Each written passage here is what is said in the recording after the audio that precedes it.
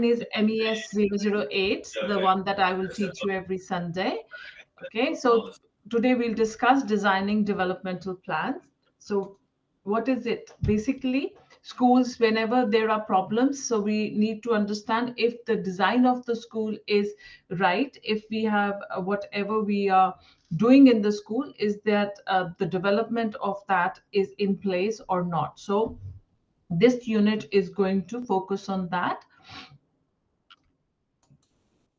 So first is making sense of change, saying goodbye to initiative fatigue. So this basically means initiative fatigue is a term used usually in schools when everybody wants to take an initiative, do something good for the school, but are not able to do it, is just because they do not have the right resources, or they do not know how the planning works, or they are just wanting to do something, they are motivated to do something, but they are just not in the right or well equipped, I would say, whether uh, literally in the paperwork form or in the planning form.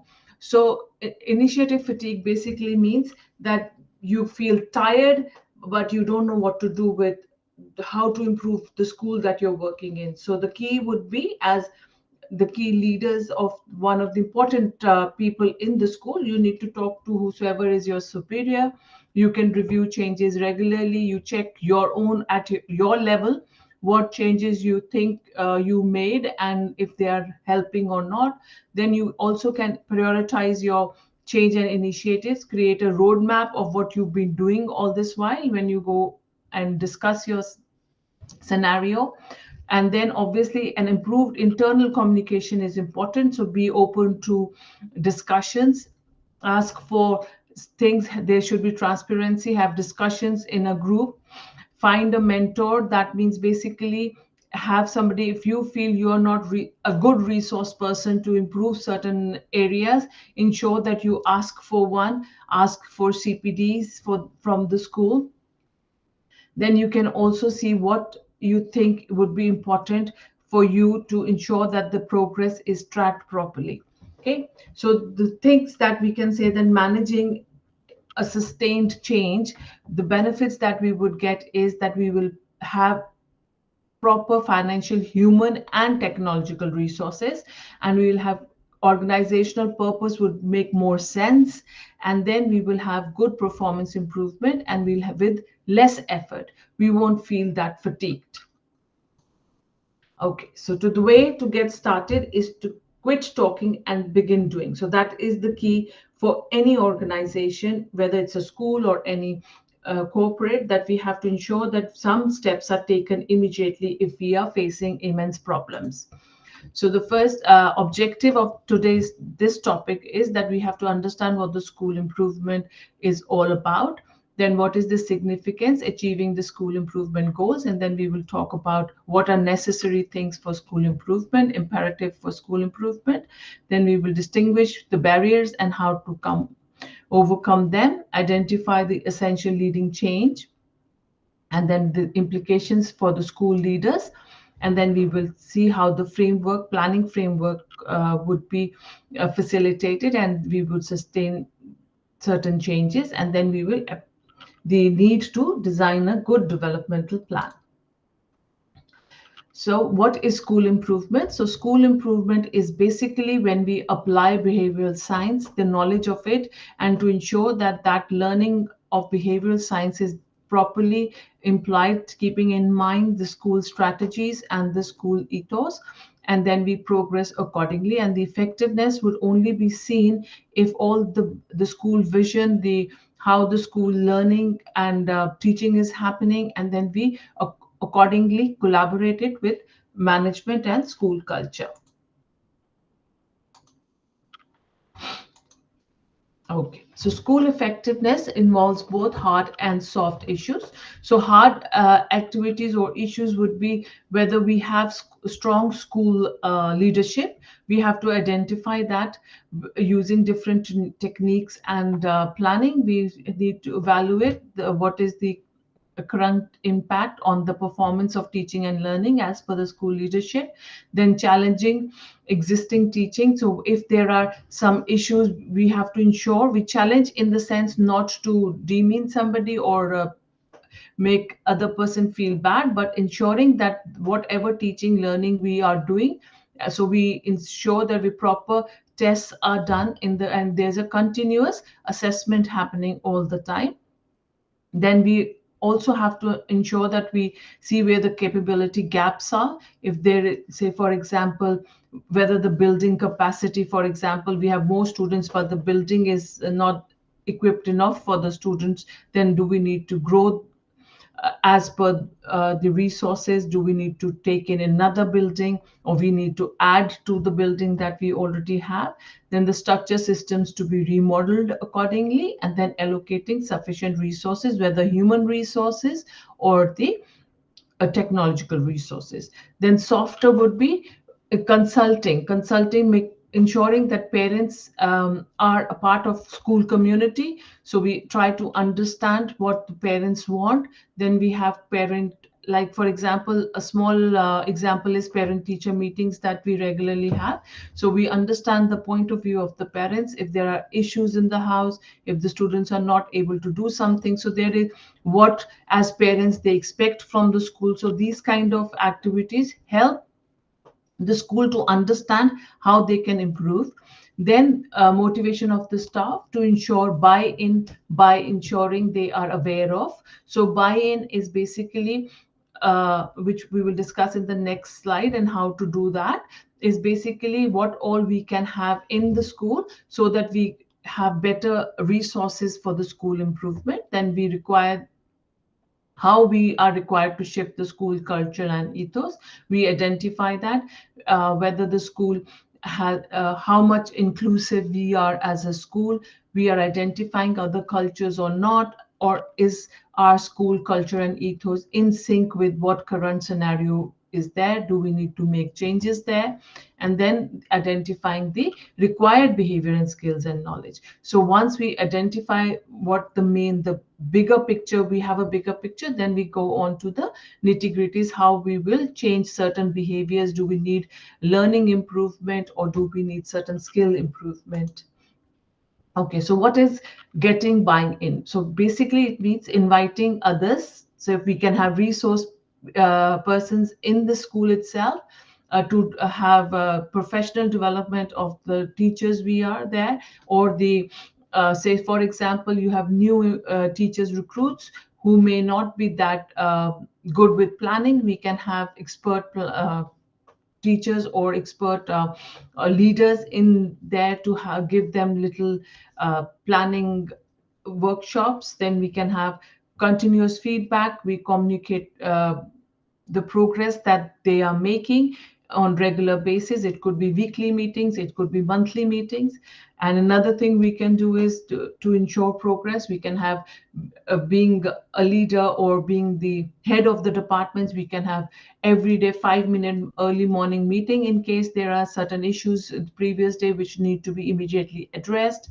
Then we can have, say, benefits of plan, how to show the, say for example, we can say we bring in a resource person and we show them how the planning or proper planning has worked in certain scenarios. Says for example, there are students who need special help, and we plan a lesson accordingly that something extra is catered to the students who need that help, and how that has actually improved the teaching learning process of a particular school. So you can share ideas, and as a leader you can lead by example. Maybe if you are taking some classes, you show those improvements in your class, and then you can ask somebody to join your class or observe your class, so they can have an idea how putting in certain resources can help improve the whole school culture.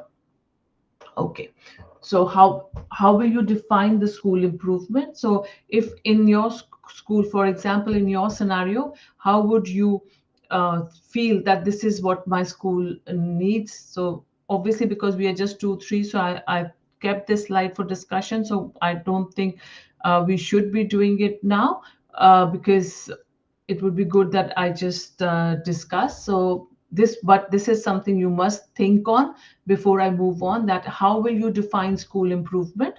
as per your school scenario. And what do you think in your school? Do you have your hard and soft activities? If not, then where do you think you need to fit those in? How will you undertake that?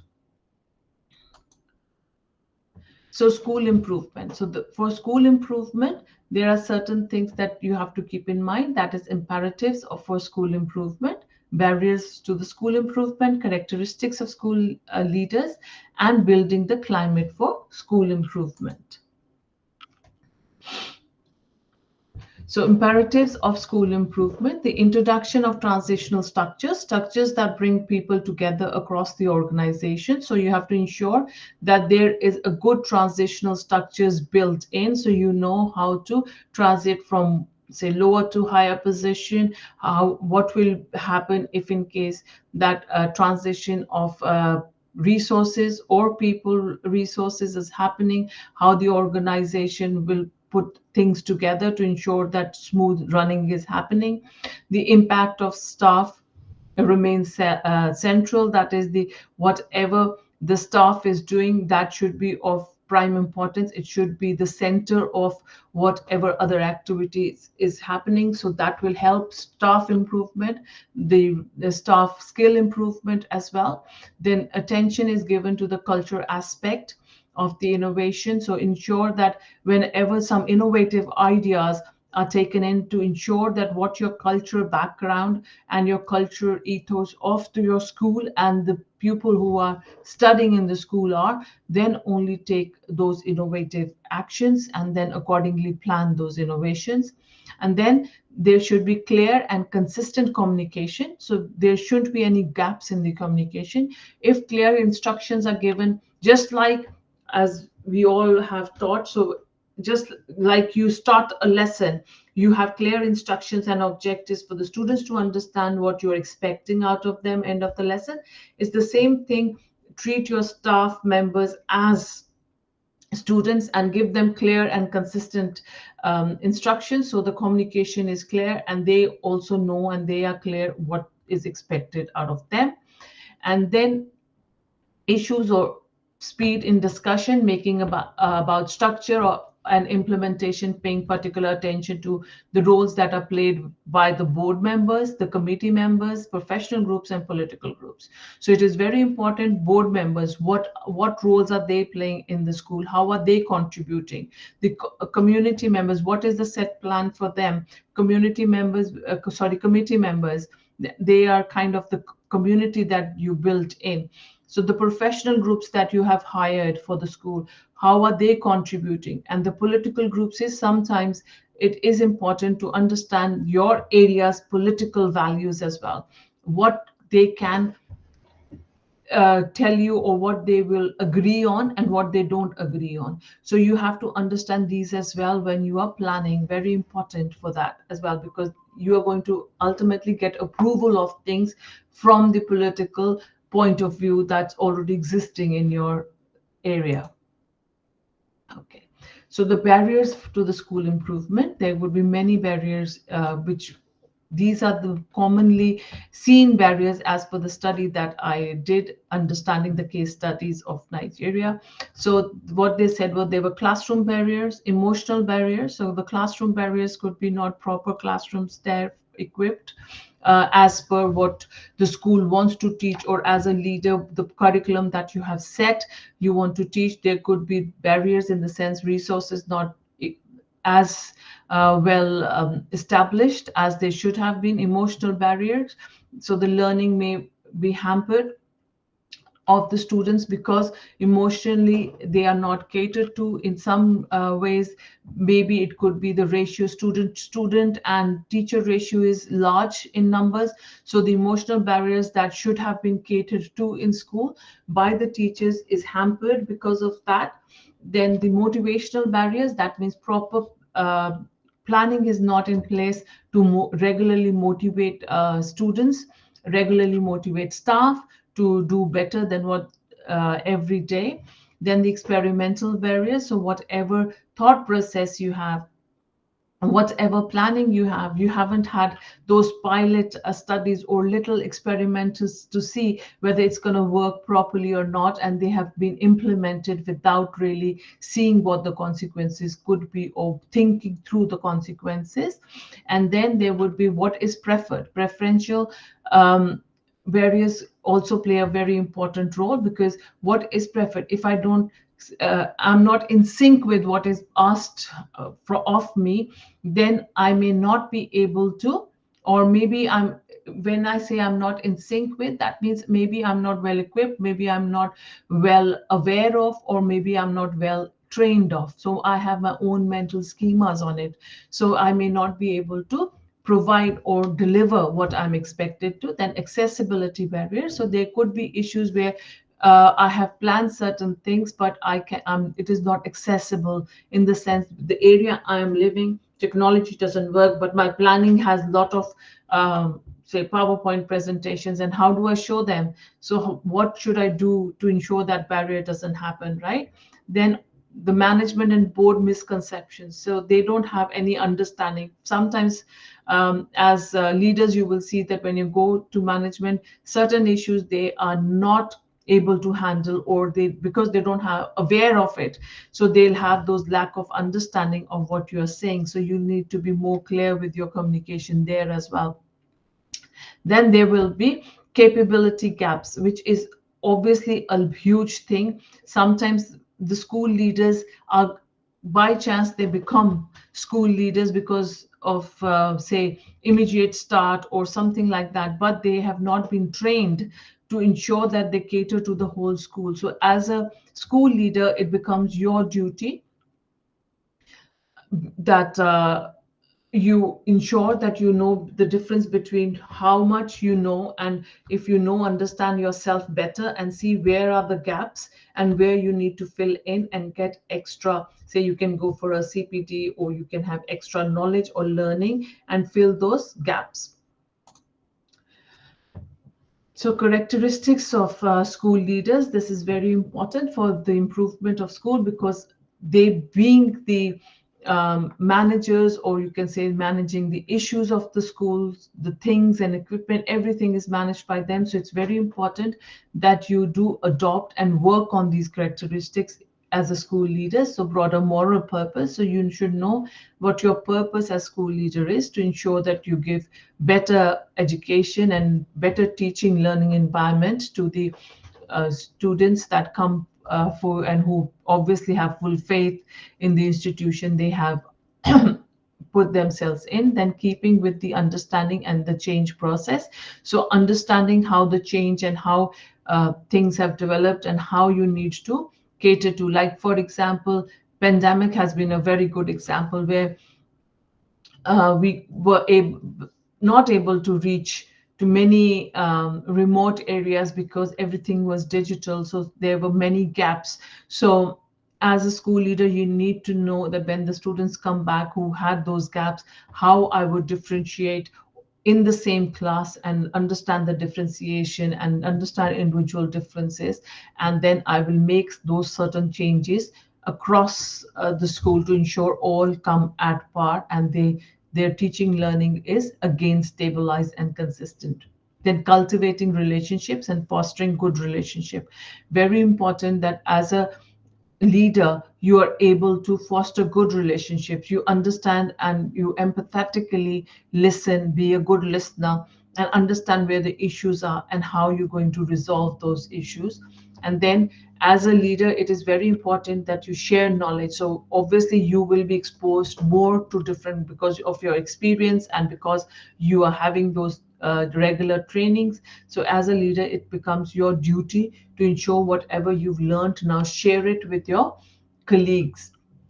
Because I feel when you pull somebody up, you automatically rise. So that is very, very important. And then creating coherence, that is also another aspect a leader should always understand is important for them, to ensure that everything is in sync, everything is well collaborated together, and it has a good progression and a good, when, like, in a way that it is linked, there are good proper links in each and every department of the institution. Okay, now building the climate for school improvement. So as anybody would say, whosoever would like to build a good climate for school, it's is that we work as a team. School, there is nobody's role is less or more. Everybody has to work together to ensure there's a proper learning environment in the school itself. So we have to recognize that, and we understand, and then we start seeing the things that are important, and then we kind of plan it out and ensure that all the things are regulated properly. So first thing is priority and purpose. So to ensure the improvement is happening, first we will understand what the priorities are and the purpose why these are priorities. So understanding the purpose of those priorities and to implement, then identifying why we are not able to do those things, why we are not able to say, for example, if we are teaching students who are lacking, say their learning is not up to the standards of their age, so that means they have little bit slow learners. So how do I have identified, so those are my priority students. They are slow learners, so they are at my priority list. But what is the obstacles? Identifying that, why I'm not able to bring them to the class level, and what is so we should and definitely as leaders, this is your key, that you need to understand that you should work on this as a solution mindset, that okay, don't consider it as a problem. Yes, there's a problem, but what is the solution? That is very important. Then we identify who I can approach in the management, and then implement the development issues or the planning that I have in mind, so that the school has a good development prog- progress. Then management of performance. So whatever performance you're doing, it's again, it would be important that you note everything. You manage the performance of everybody, including yours, to ensure that wherever you feel the gap, that can be filled in. Then promotion of learning and sharing knowledge.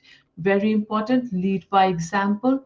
You should, whatever learning is happening, it should be shared. You could have shared pair, say for example, within teachers of the same department, they can be in each other's classes, learn from each other, share their own knowledge, share their own way of doing things that have worked for them, have together collaborated discussions. They can have group, say for example, I have 5 teachers for maths, so all the 5 teachers sit together as a department, see what issues they are having and how somebody had an issue.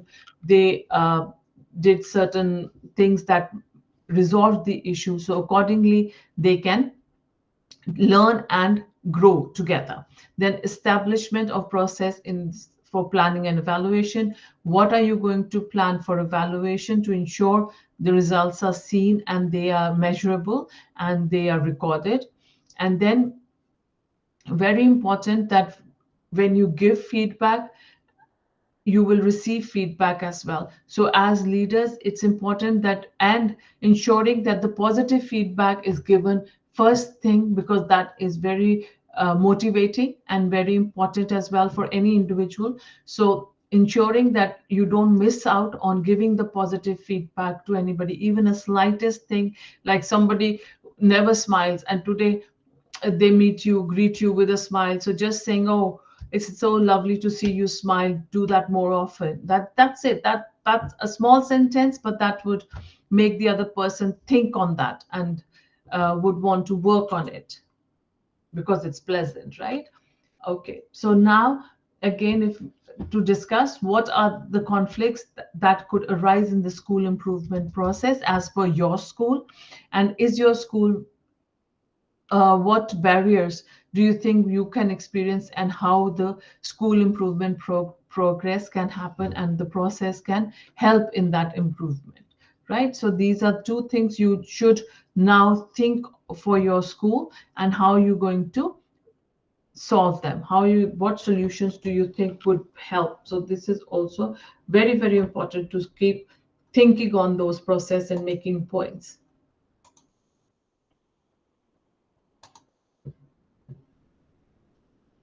Okay, school improvement and school planning. Again, for the school improvement bit, how you are planning your things in the school, how the resources, the infrastructure, everything has to be ensured. But for that, you have to ensure that if a planning happens, the framework has to have, it's just the SWOT analysis, that as they say. So you have to identify what are the strengths of your school, what are the weaknesses, the opportunities that you can get, and what could be the threats. So as a leader, because it's your jobs, first identify the strength. What are the greatest strengths of your school? So you need to keep that aside. Obviously the weaknesses is somewhere a hindrance of the improvement that you are wanting to see, so you will identify them and check what opportunities you have. For example, say in your school your strength is your teachers, okay, the resource, your human resource. So teachers are very, very motivated, so that's the strength. Weakness of your school, for example, is that you don't have resources.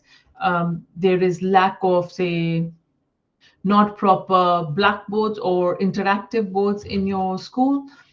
Then what opportunities? So do you, what can you get the opportunities? What are the available opportunities there, resources there? So I've got, say, opportunities could be going to the community, asking for a little help with say chart papers or all these creative things where teachers can create resources. They can make charts for flashcards and all. So you kind of gather that. So those are the opportunities you have. And the threats could be that maybe some people, you may face some rude, depending on people who think that the school is just wanting money out of them.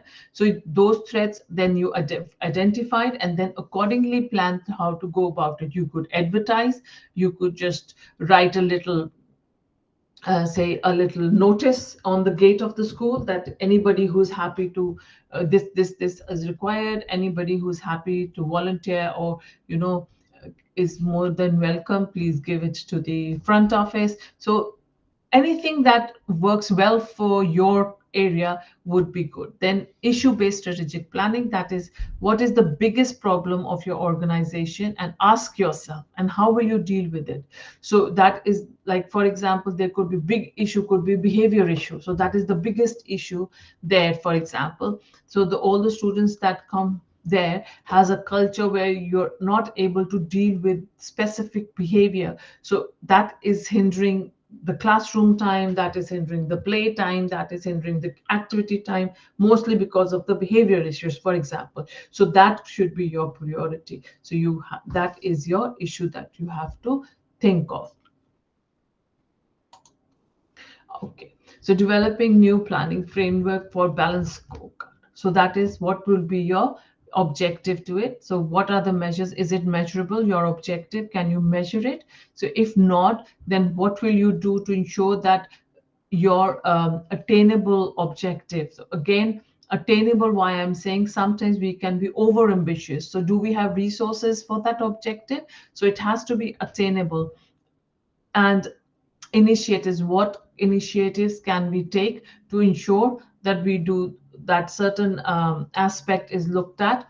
And then the action items. So initiatives could be, for example, I over ambitious would be that my school doesn't have interactive boards, it's all blackboards, and I have to teach with chalk and board and duster. That's my resources, right? But I am making objective of having interactive class with the technology. That is being over ambitious. I should just say that I would like to have good blackboards that have good, say, chalk and board, so that accordingly I will take measures. So ensuring that I see the resources, my neighborhood around my schools to ensure that I have them all intact, and what initiatives I will take, ensuring that the resources, the financial resources I have or not in the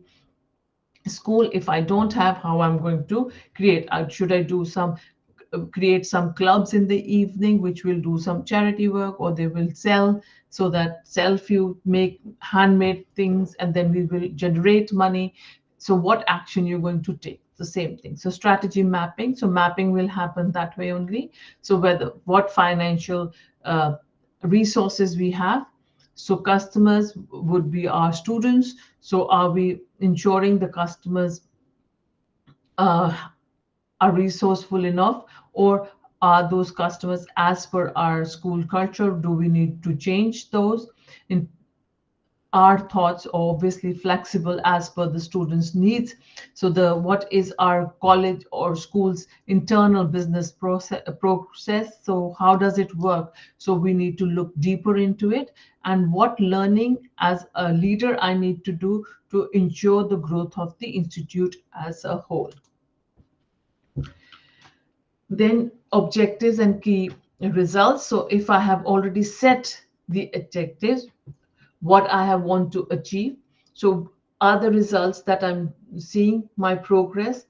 How am I going to measure it? Am I going to say, for example, my objective is to ensure that the all my teachers are at par and they are doing same kind of, or the subjects are interlinked, as in your you follow a lot British curriculum, so the primary culture. So are they interconnected? Are the student, is language across the curriculum a key thing? Is maths being identified in different subjects?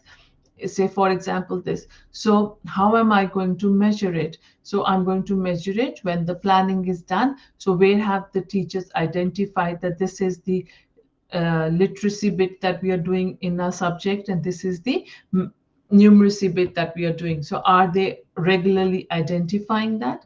So you will measure the progress. So if that will also help you to plan wherever the gaps are. For example, when you have a discussion with your teachers, so you come to know that this is the vision that we are looking for. We want to integrate everything, integrate learning should happen.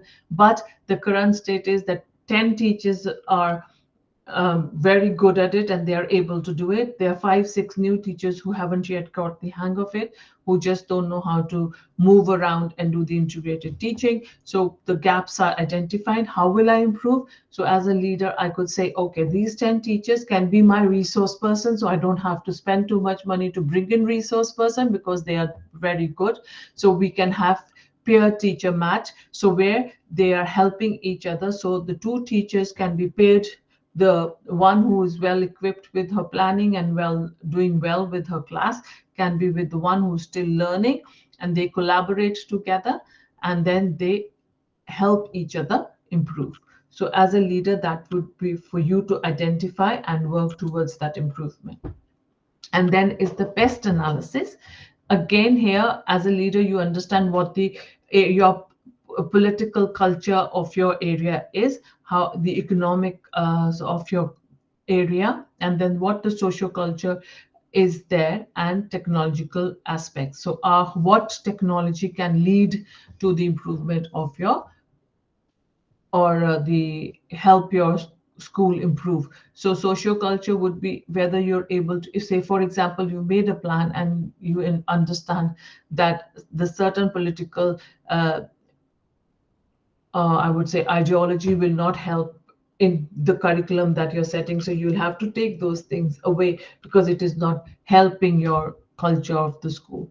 Then the economics, how it is working, how you're going to manage it, and the societal expectations, or how you, what you should include in your framework, what you shouldn't include. That would help you by identifying these first and then planning out your framework. So operational target setting. Again, what are the operational targets of the whole school? Which areas of you need to target more? So you whole school targets in the area target. For example,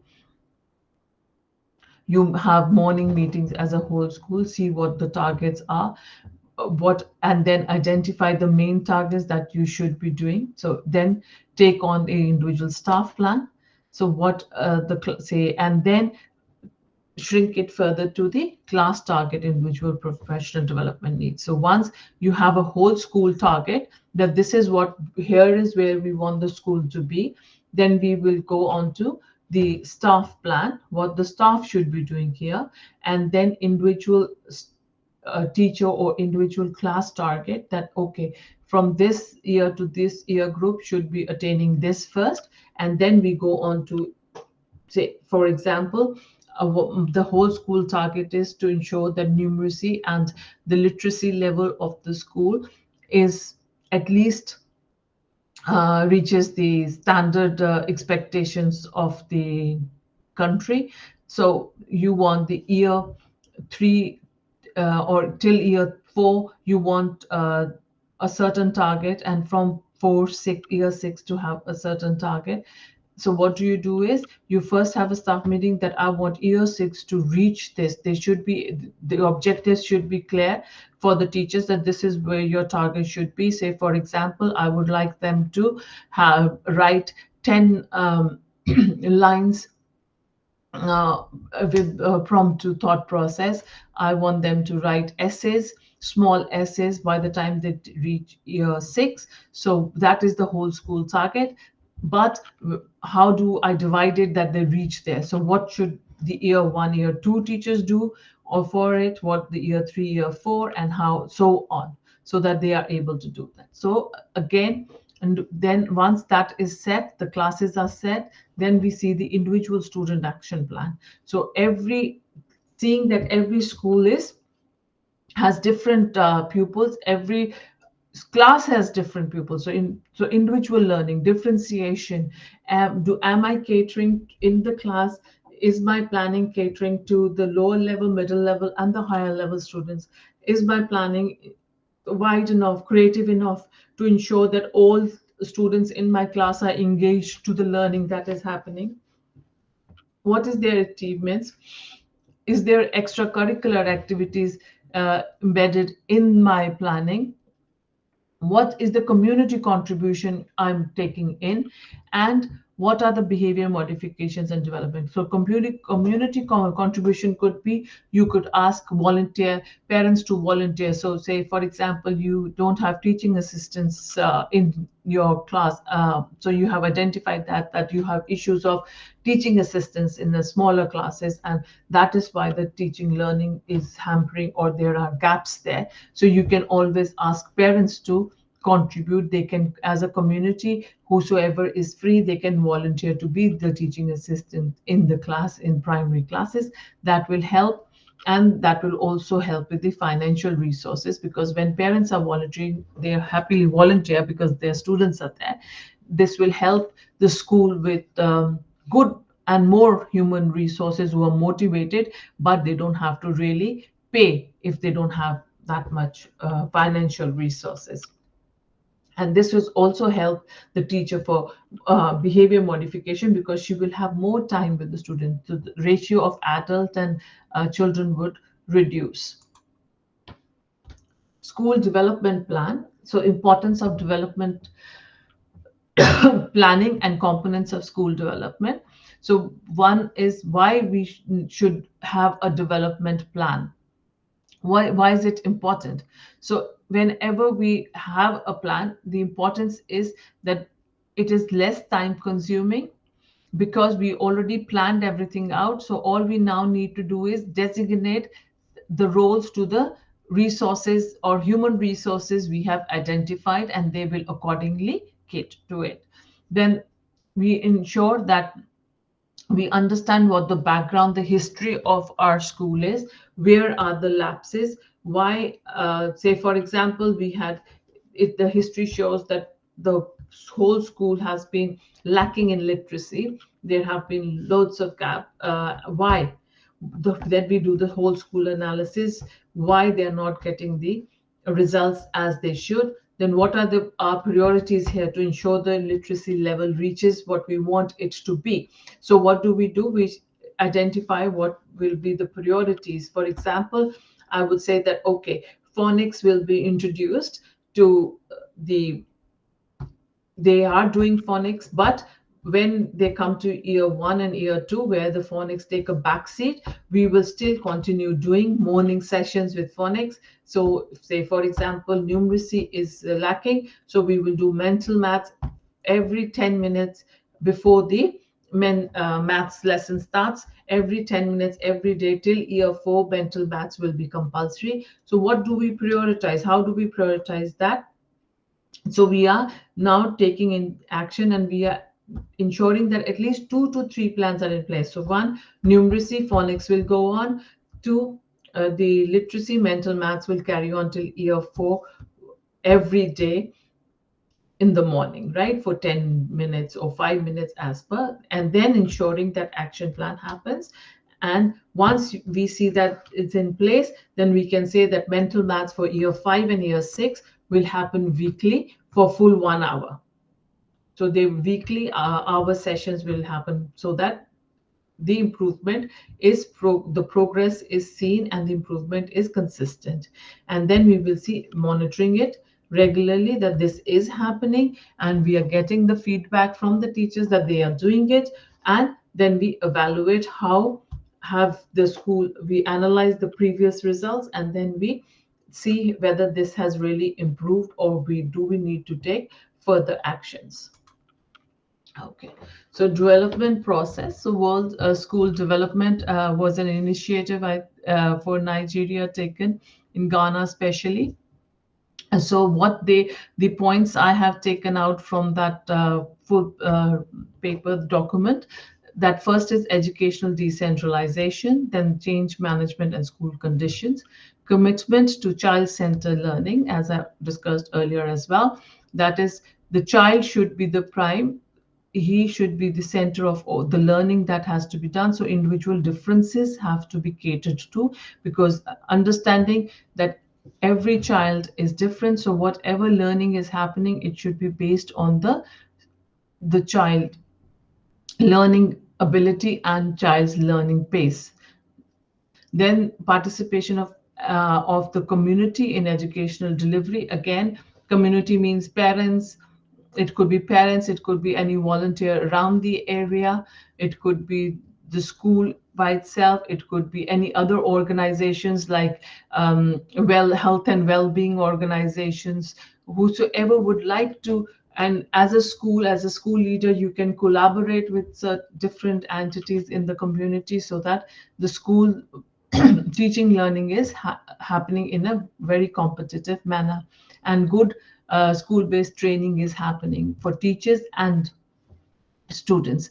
Then improve efficiency in resource management. So again, once you've identified that these are the resources, human resources or technological resources, then you start working on that how they could be efficient, and then accordingly make plans for their efficiency improvement. Then analysis, ensure that the analysis happens in a way that everything is catered to. For example, you are analyzing the planning, whether it's worked or not. You're analyzing the financial aspects, how much money or budget we have for different resources, and how we are going to ensure that we stay in the budget without it being too challenging for everybody. Then you prioritize those needs that is priority. For example, the need could be initiative was taken about food being the priority, so ensuring that proper food is catered to in the school. There are free meals for students to motivate them to, because there was the ratio of students coming to the school had really reduced. So ensuring that that food or making of meals in the school is so well planned, and good resource people are there to ensure that, and ensuring the increase of attendance. Then ensuring that you have proper approval from the stakeholders, and then you implement those and then monitor them regularly to ensure the annual evaluation happens, and then plan for further development. And yes, very important that once the results come in, you have the evaluation done, the result is there, you are planning for how to improve it further. The report should be shared with everybody in the school, and whatever little, maybe it's a tiny success, it should be celebrated, even if it's not as good as you expected it to be or you wanted it to be, but still you can see that even 1% of progress has been done. It should be celebrated, because it is very important that when you celebrate together, you enjoy those little small wins. It motivates all the others around to do better, because you everybody can see, oh, something has happened, something has moved. So it is good that we get on with what we are doing, and the planning or our hard work is working, right? Okay. Thank you for listening. So any questions that you need to ask me on this?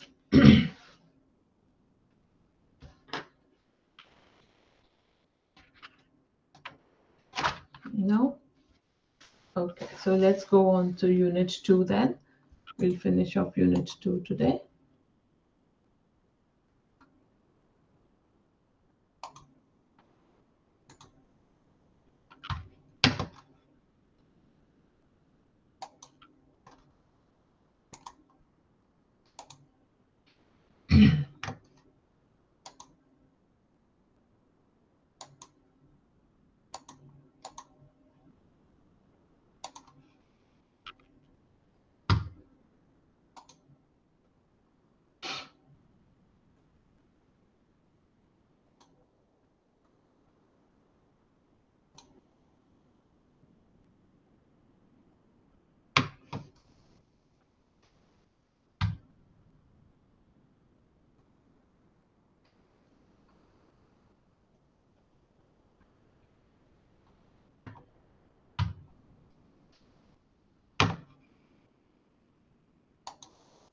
Okay.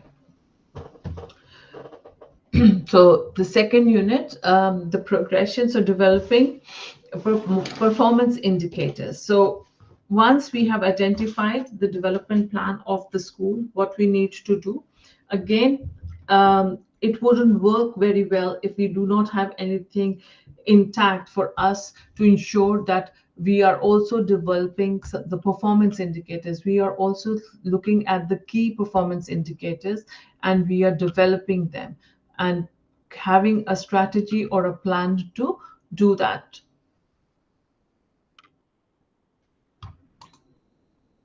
Okay, so the objectives of today's this unit is that define performance indicators. We should understand what performance indicators are.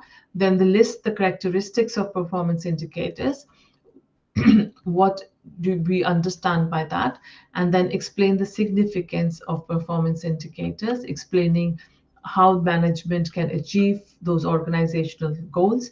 And then we write our own performance indicators and the schools as per the school context and what we've identified at. Then identifying an effective characteristics for the school, and then we also describe when and how the learning and teaching will be affected as per our personal school setting, and then characteristics of effective guidance and counseling for the school and pupil. Then qualities of a good head as a good leader. How would you head your department or your school as a leader, and what you should really keep in mind. And then planning out the school ethos and policies to contribute school effectiveness. Okay, so types of performance measures. So what are types of performance? So first is the key results indicators. Tells what do they do? KRIs, that are, they tell us how you have done in the perspective. So whatever we are thinking, or how well we have done. So these are the result oriented indicators, which will tell whether whatever perspective we had in mind, how well we've done that. Then the performance indicator is what we need to do, what you need to do. And the key performance indicator is what will tell you what to do to increase your performance dramatically. So they will be the key aspects that you will look at. So what are the key performance indicators? So they're simply defined the measures that a sector or the organization uses to define success and track progress in meeting its strategic goals. So why measures and strategy is very, very important and highlighted is because it should be measurable. We should be able to identify what we are doing, and it should be in a proper strategy should be in place, so the measure is more valid and more reliable. Then the key performance indicators are quantitative and qualitative measures which are used to review the organization's progress against its goals. So whatever goals you have set, we have to ensure that both qualitative and quantitative data is collected and it is measured to ensure that it is working towards its goals. And then we provide the measurement tool. So the measurement tools are also important to ensure that progress is noted. Then focusing on those aspects of organization performance that are most critical for the current or the future success of the organization. Then performance by showing trends to demonstrate that improvement are being made over time. So we need to ensure that we set the trends, that how, and we demonstrate how the improvements are happening. And then we have measured of the performances by comparing the results against the standards we had set or the other similar organizations, so that we have a good comparison results to see that, okay, this is known for this. These are the good qualities of a organization that we were saying is we were looking up to for the standards that they have, a good standards they have. But now, as per today, we have attained that, or we are still few steps behind to attain that, or now we need to have some other role model because we surpassed that organization or school. So what are the key performance indicators? So performance indicators reflect the organizational goals. They are the indicators that are quantifiable, and the indicators that must be key to organizational success. So the organizational success depends upon how we can identify them and how we are catering or nurturing them. So key performance indicators characteristics would be how relevant they are. So for example, if as per the vision, strategy, and objectives of that organization or the school, it has to be relevant. You cannot make certain correct performance indicators just by thinking or being over ambitious. It has to be relevant to your organization. Then it should be focused on what your strategies are, what are the values, and ensure that it is happening as per the required of your local culture. Then representative of appropriate organization with the operational performance. It should be realistic, fits into the organization constraints, and cost effective. Cost effective means that you are not overspending. It is in the budget and easily available resources, which you don't have to go out of reach to get those goals met. Very specific and clear. It should not be misinterpreted. It should not be ambiguous, not vague in any sort, very clear and concise. Then attainable targets should be there. You should be able to observe them, achieve them, and they should be credible under expected conditions. and could be validated independently. So they should be so well measured that even independently when looking at it, the validity should not be hampered. Measurable, quantified in every way. It should be the time frame should be looked into. We should ensure that we are setting a set time frame on which we are doing this, right? And then understand individuals and groups, know how their behaviors and activities contribute to the overall agency goals, and then all contributors should agree that this is a shared responsibility and we need to ensure that we all contribute equally. So it is not that whatever you have planned, it should be agreeable to everybody who is there as a group, as a community of your school. Then regular reports should be available for anybody to see, whether contributors or stakeholders. You should ensure annual reports are created and accessible to everybody who is connected with your school or institution. Then governed, it should be accountable. All the responsibility of certain aspects or the growth and development of the school should be defined and understood. Proper resources, so it should be resourced adequately. Person should have the right things to do. You cannot, okay, you cannot do like this. Say, for example, I'm finding it difficult to find a math tutor, so I found humanities teacher, and what I did was I told them, till the time I don't find it you fit into that goal, that would not be an adequate resource person. So that could also hamper and create gaps in your learning and teaching. Then assess. Regular assessment has to be taken to ensure that relevance of your performance indicators is there. So assessment as per your school could be, if you feel that the school environment or the students who are coming in my school or our school would need to have regular assessments, say weekly assessments or monthly assessments, to ensure that they are on track, then you would do that. If you feel no, they are at a good pace as per their age, we can do it fortnightly, or we can do one assessment in 3 weeks time. That as a leader you need to assess and do. Okay, characteristics of a good is key performance indicators as that we have the SMART way of doing it, as we call it. In education, we do this even for students. We say that your performance should be ensuring that you have the target of the SMART target is attained. So one, it should be specific, it should be measurable, achievable, relevant, and time bound. There should be a time set for anything that you have assigned, and it should be taken into account that, okay, this is the time bound and it should finish.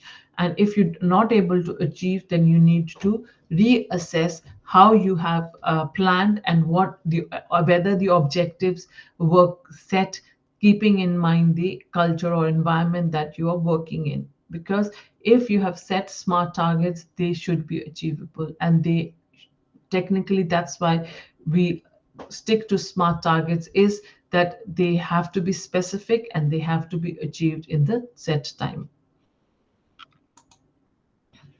Okay, so what are the goals and functions of performance indicators? Why do we emphasize so much on performance indicators? So what is effective in school settings? So one is the internal performance indicators, then operating indicators, external performance indicators, and staff productivity indicators. So these are the key four that we need to look into. So first is effective learning and teaching. So an effective learning environment is a place where you are not accepted because of what you perform, but for what you are. So it's a place where you can be honest with both your struggles and your victories, and both cases will be met with open arms and curiosity. So that is how an effective learning and teaching environment should be. Nobody judges you, you are accepted, for what you are, not what you want to be or what others expect you to be. Okay. So one is effective will be you have created a creative space. That means when you are teaching and learning is happening in the class, then you have created an environment where divergent thinking is encouraged. The thinking of your students is not restricted to one way of answering, but whatever you where you have given clear instructions that there are no right or wrong answers. What you think is right if you're able to give right argument to what you are saying. So when you create such a creative space for students, they are able to grow more as an individual as their own learning pace comes into play. Then you have created a safe space. Safe space means where the students can talk and discuss what they feel like without feeling threatened by the environment they're in any sense, whether it is emotional, whether it is physical. They feel that yes, this is the space where I can think, do what I feel is best for me. Then you have motivational culture, that is you have your words are encouraging all the time. You are ensuring that your terminology that you use with your students is more positive. No negatives are used. Even if when you see somebody do negative, for example, I would say that say if I'm teaching in a class, I see one student misbehaving, instead of highlighting that misbehavior, which would be an indicator to young children as being getting importance because you are being noticed, I would rather ignore that behavior. And somebody who's sitting very nicely and behaving very well in the class, I would just look and pay more attention to that student and say, look how well a student is sitting. Oh, that looks so lovely. Such a wonderful way of sitting in the class. So that way, the student who is misbehaving would automatically, the attention will divert and they will say, oh, that's the behavior that is expected of me. Instead of saying what is not expected, rather concentrate and say those positive words in the class so that only positive words are heard and encouragement words are only heard by the students. Then diversity of views, very important, because we know we live in a diverse culture. We have children from various backgrounds and cultures. So all the diversities, all the viewpoints should be welcomed in your school and your classes, because it is important that yes, your culture is good, but learn to respect the cultures and the diversity of others as well. Individual differences have to definitely be encouraged and welcomed. Every student is an individual who needs to learn, and they have their own aspects and schemas that they come with. So as a teacher, it is for you to ensure that whatever schemas they have embraced, they live with it. But at the same time, if there are any misconceptions that they have been um, hovering on, or they have taken in or seamed in, they need to be looked at or addressed to. Then variety of learning models should be used. There are different learning models that we understand. For say, for example, they could be physical or they could be psychological. So for psychological aspects, as we know, there are different learning models like social learning theory and conditioning learning methods, the operant conditioning, and we have learning methods of classical conditioning. So all these, if learning methods we keep in mind as per the developmental theory in mind as well, like we teachers need to, so we can implement all those. So classical conditioning, that we know the students will learn by association. So we create the environment. If we want to say for little higher we students, we can have the for example, we can have conditioning learning by seeing, or we can have cause and effect, so which is positive reinforcement or negative reinforcement. So we know that okay, this is going to be unpleasant. The students should understand. Or we could have social learning theory, where we are learning by vigorous learning, where we are observing and learning by observation. So what is best as per the age group? So that's how we can create the learning models in our school. We can then we have to ensure that whatever success is there, it is the criteria is transparent, so we understand, we share whatever success criteria as teachers you have attained. It should be shared. Then what learning habits are you constantly modeling? Are they modeled? Are you telling students what is the difference between the good habits and bad habits where learning is concerned? How to attain the learning targets? What are different strategies? Have you discussed with your students as per their individual differences the learning strategies they can follow? So learning strategies could be by writing. Some students find it difficult. So are they learning is more auditory or visual learners, or they're auditory or hands-on experience kinesthetic learners? So this is something as teachers you identify in your students, and then accordingly plan out their learning aspects and learning models. Then there are constant opportunities for practice. For example, if I am teaching students about say I'm teaching students about, say, in primary or secondary, depending. So, if in secondary I'm teaching geography, for example, and I am teaching about certain ways of how irrigation, for example, happens, can I take them out to have that experience, understand different irrigation methods?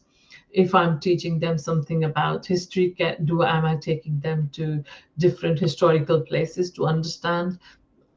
Say, for example, if I'm teaching them about, say, rainforest, is there any place in my area, identifying those places where I can take them for little day trips for them to see them, to enjoy them? If I'm teaching them about, say, well-being, so if that's one of my topics of well-being, am I taking to them to some centers where they can see that firsthand happening, how these things happen? So all these things as a teacher you should incorporate it in your planning. Then effective guidance and counseling. So effective organization structure. So how does effective guidance and counseling happen? So guiding and counseling is also one of the key aspects of the school. So do you have an infrastructure set in the school for guidance and counseling?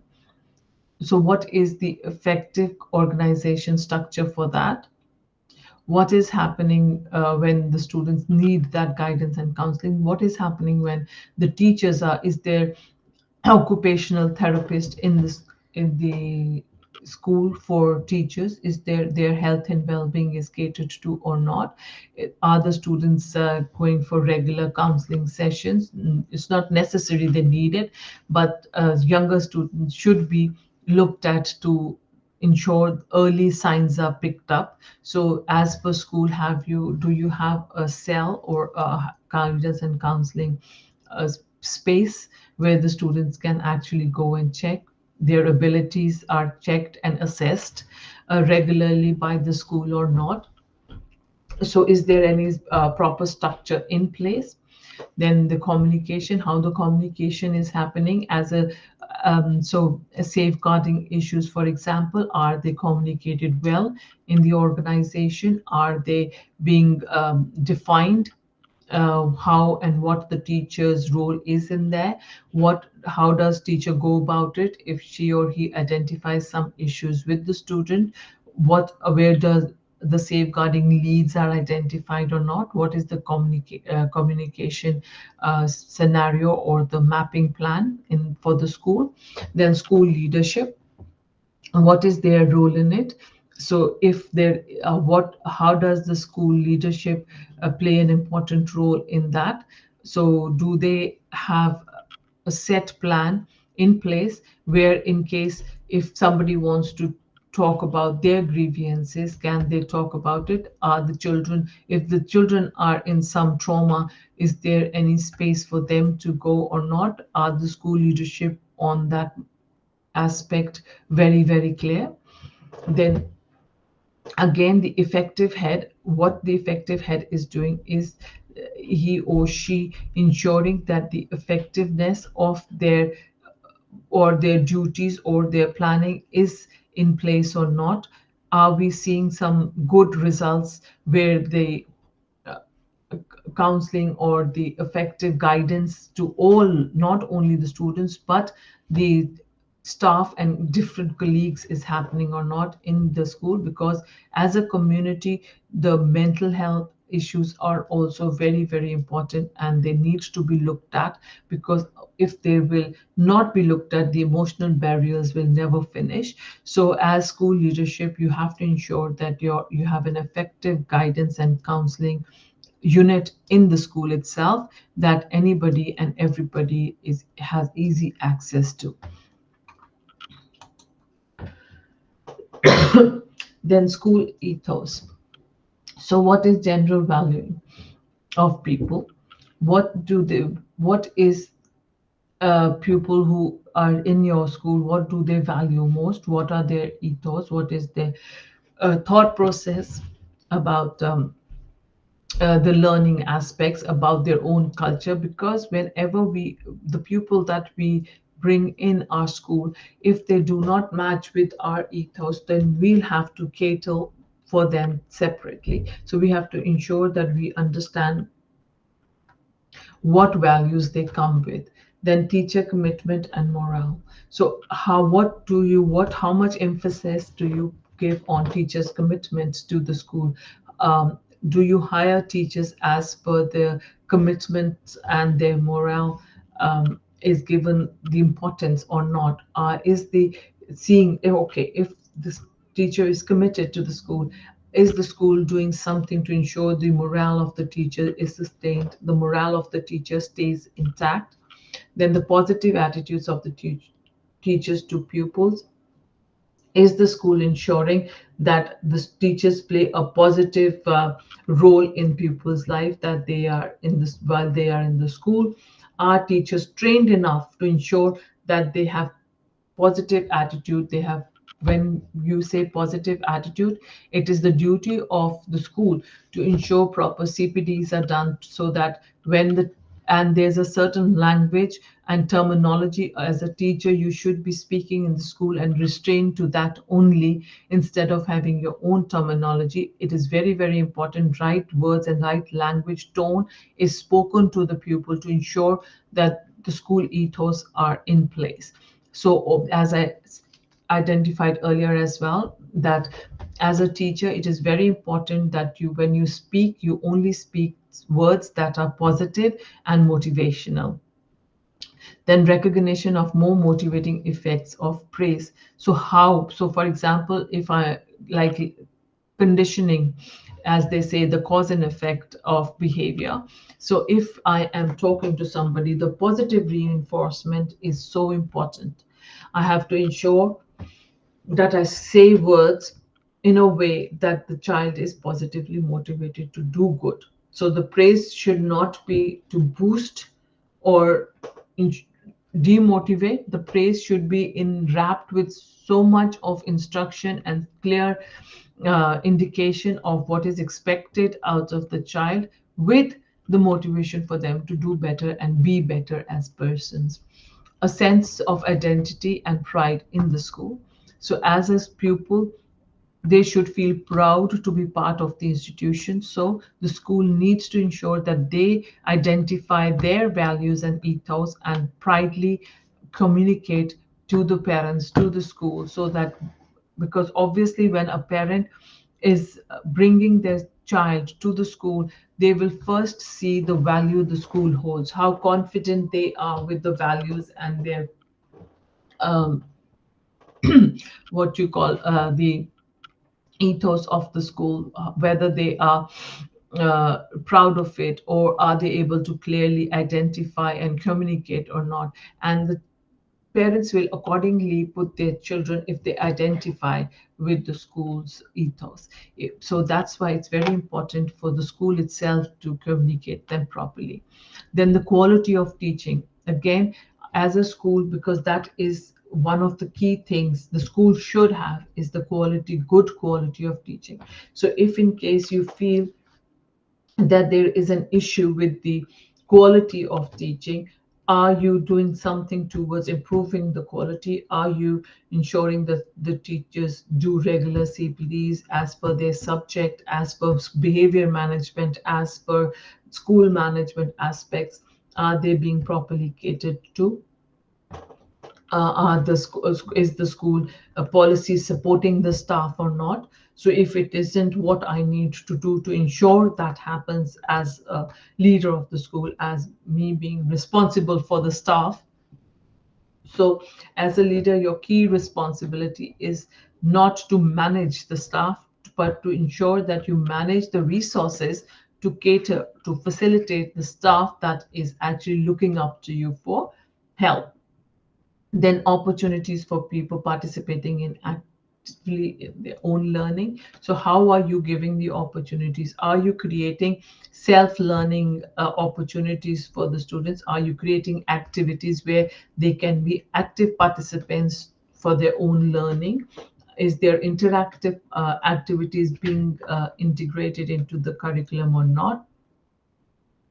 And our cooperation and competition is there's a very thin line there. So are we ensuring that there is a good mix of cooperation and competition in there? Healthy competition is encouraged in the school or not? So healthy competition would be where we work together in a group. For example, to create that environment, we work together as a group, but at the same time we also highlight the keys. So key skills of one student. So they are not competing with each other, but for competing with themselves before they compete with the other students. Because when we highlight in the activities, we highlight the certain specific skills of a student. What do? We enhance their skills. They get better with their skills, so thus improve themselves more, and individual learning happens and a group learning happens together with cooperation. Then the concern of good relationships. Is the school ethos catering to that? That there's a good relationship, a wider community staff is catered into school. They are ensuring that all the safeguarding aspects are also taken into account when the wider community is interacting with the school itself. Parents' relationship, with how openly are parents able to communicate their worries with the staff members?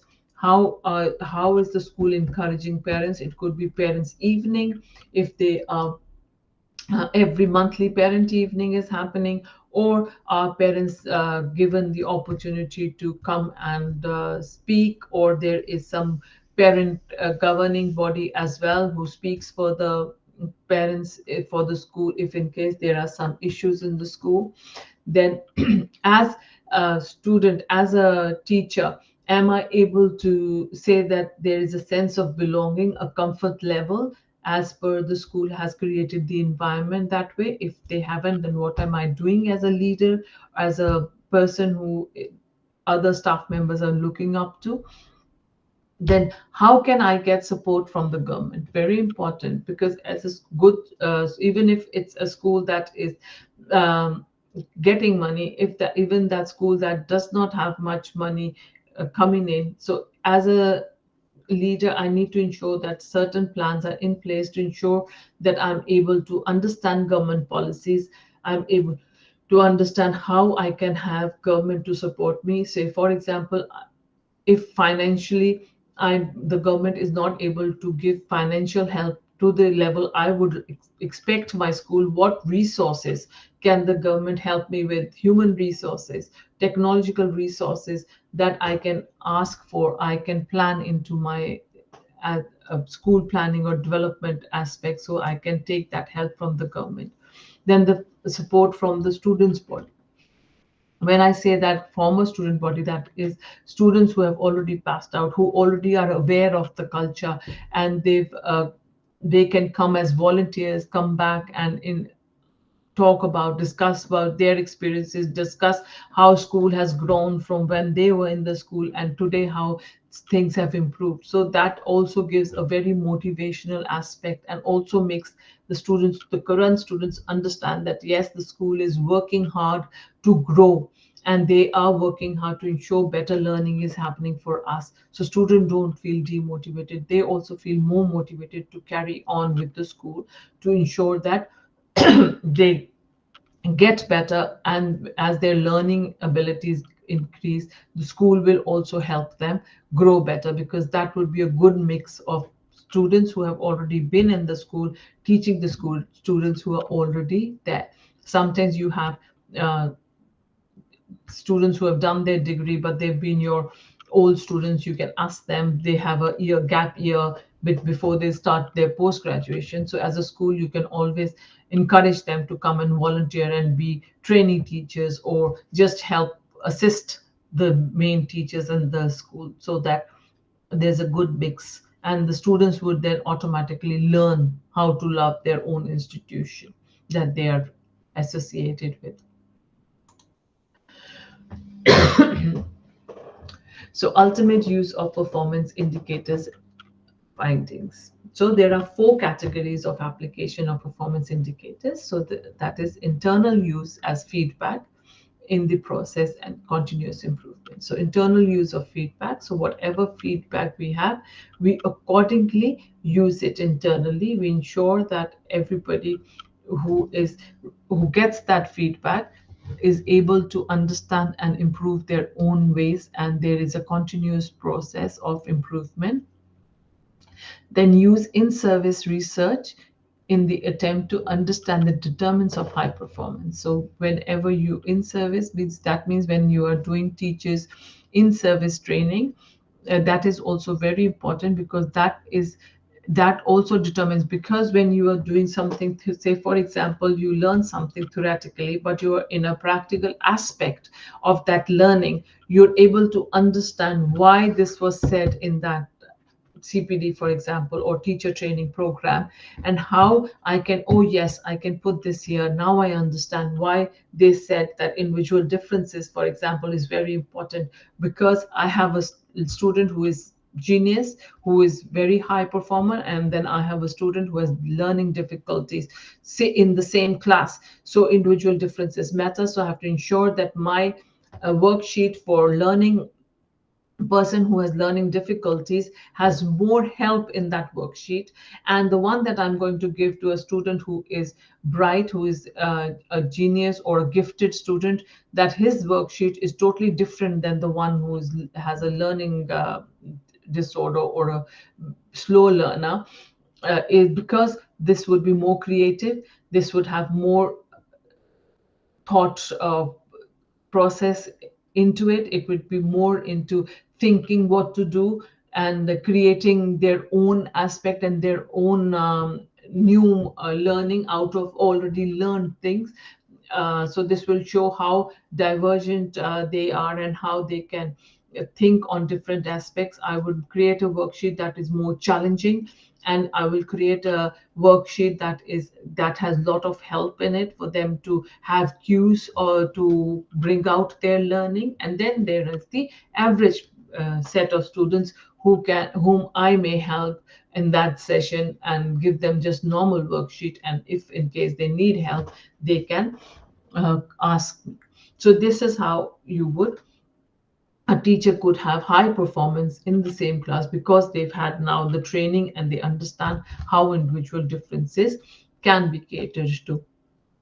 Then modification of existing policies and development of new ones. So as a leader, because you know, okay, in the policies they are like, say for example, 50 years old, and now everything has grown so well, the technology has taken on, and now as you can see, we can have lessons online. So as a leader, you can see that some students are not well, and they would have gaps in their learning, and because technology has improved so much and we can have online lessons, so I, as a leader, will ensure the students who are not well, who regularly get unwell, I make some, or I have a desktop in the class where teaching is happening, so that, and that they get internet connection, or the class has an or I should now improve the policy, and I ensure that in the policies it is said that, okay, in although our school has in person, and that everybody should be in school, the attendance is compulsory,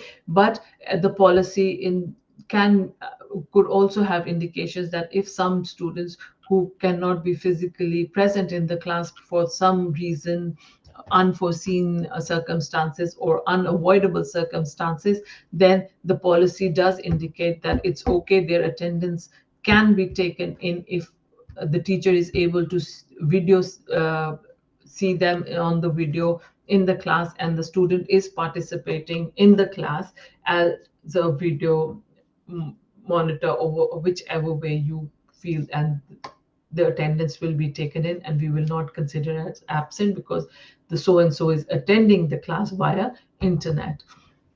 So that is developing of new ones, ensuring that everybody is included, and thus for that, obviously, the organizational and administrative sanctions are very important. So ensuring that you put this in place, you ensure that, okay, your plan and action is there, so you, what do you need now? What we need is, we need to ensure that every class has the desktop with cameras and mic, so ensuring we in, and obviously you go on to ensure that the organization is happy with it, and you have plan set in case the finances are not there, you have plan A, plan B set. So for example, you could go on for government help, you have identified how to go about it, or you have identified some parents that can contribute or volunteer to contribute, give their old desktops which they are not using, and you can get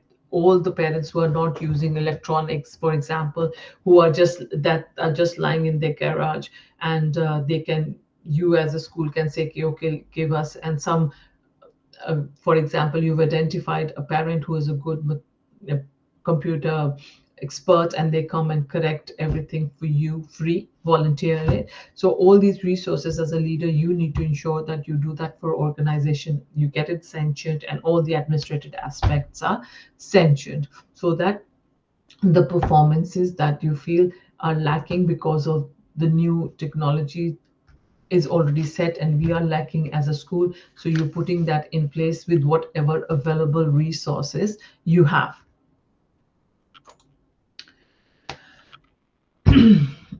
Okay, so any questions?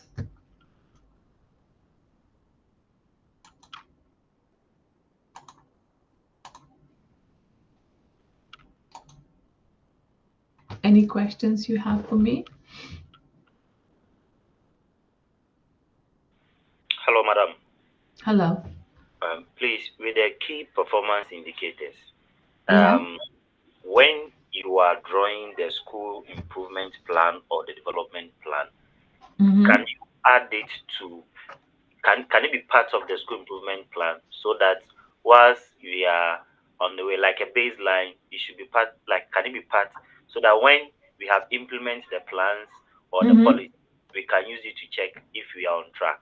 Or is it Yes. always constructed after the planning? No, no, no. The key performance indicators are for this reason only, that you know that this is what is required, and then your planning should have it as well. And then you see the progress, that this is my objective to attain it, and this is how I'm going to attain it. And then they go simultaneously. Okay. Okay. Thank you very much. You're welcome.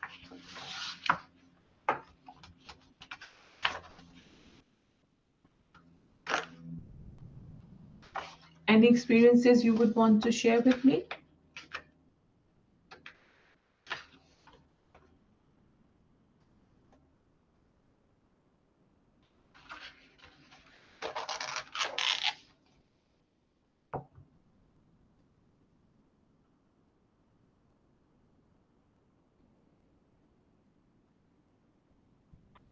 Well, madam, I want to share something about the performance indicators and then the plan. Yes. Whilst you were giving the lectures, you mentioned that in Ghana we have some development plan, and Nigeria Yeah. too. Yeah. What I realize is that if the school development plan is centralized at the Yeah. let's say regional level or the headquarters, and Mm-hmm. then the performance indicators are also drawn by them. Sometimes it will have a little bit challenge. So, for example, in Ghana, and currently, at our Mm-hmm. senior high education is free, and our basic school too, they are enjoying free meals. Now, Yeah. since the senior high schools it is free, that means that the school don't have any IGF, internal generated funds, to Mm-hmm. buy lab equipment, teaching and learning resources. Everything has to be provided by the government. Mm-hmm. But at the end of the day, we have the schools are categorized into category A, B, C, D based on how they pass their final exams, and then Mm-hmm. also based on school infrastructure. Mm-hmm. Whenever school infrastructures are being given, sometimes it is not distributed equally. Mm-hmm. Sometimes it is distributed based on how strong your board is, how the school can be able to maneuver through politics to get items. But Yeah. always, but always, the key performance indicators are the same for all schools. So Mm-hmm. if the examination ends, they will say that school A, we are sending you to category B because you couldn't perform. Yeah. Not considering that the SIP, the improvement plan that was run for all of us, we could not implement it the same because some Mm-hmm. schools are very young. They don't have old students like one was indicated in the SIP your projection. We have old students that can help, that can provide. Some schools Mm-hmm. are very young that they don't have old students that can provide. Some of them, Yeah. their old students are still in school, and Yeah. some the old students can provide all these apparatus and everything for them. So the Yeah. thing is this, the SIP, I think that must be decentralized and be done at the school level so that the school can measure its own strength to see that I can be able to do this and that. But in our case, most of them it is actually centralized. Yeah. Okay, so that's what I want to share. Yes, I understand because I did read the whole article on this that they were saying that it would be as per the school performance if the school the attendance of the students as per the attendance of the students how so as I would say as a school you should work on that should be your key is to ensure enough attendance is there and then maybe you can ask the parents to volunteer if you don't have students ex students as a resource. Okay, we used to have that. Currently, we used to be parent and teachers association. Now, teachers are supposed to be not to be excluded, and now it is PA. So if we Oh. need something, we tell the PA, the Parents Association, and then they will come in. No, I think that Mhm. is what in Ghana currently the senior high schools, everyone is having the PA, and then the Mhm. PA is the ones that are sorting. Right. Thank you so much for sharing. That's good. That's good knowledge for me as well, because I was just reading. It's nice to understand the first-hand experience because I was reading and I wasn't trying to understand. So that thank you for that.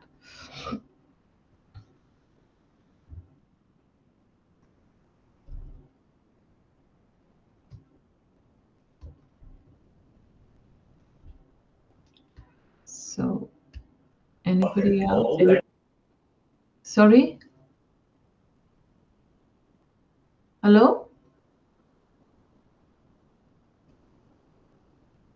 Hello? Hello ma'am. हाँ हाँ जी sir. Sir वो complete हो गई या अभी continue हाँ करना जी है? सर मैंने 2 यूनिट्स सोचा हुआ है ना एवरी सेशन 2 यूनिट्स करने हैं तो अब ओके मैंने टू और अपना थोड़ा टाइम रखा था उसके लिए बट अब मैंने रियलाइज कर लिया कि we don't have that many people to share और डिस्कस तो फिर शायद ओके मैं 3 यूनिट्स कर लूँ अब आज के लिए तो फिर मैंने 2 ही ट्रेड करे थे। Okay ma'am. Next day ma'am कर लेंगे मैम। हाँ जी सर। हाँ जी सर।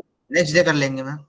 हाँ जी सर, जब क्योंकि हमारे 6 सेशन 7 सेशंस हैं मेरे ख्याल से, तो उसमें 2 यूनिट्स ही इक्वली डिस्ट्रीब्यूट होते हैं if I leave the last session for discussion and problems.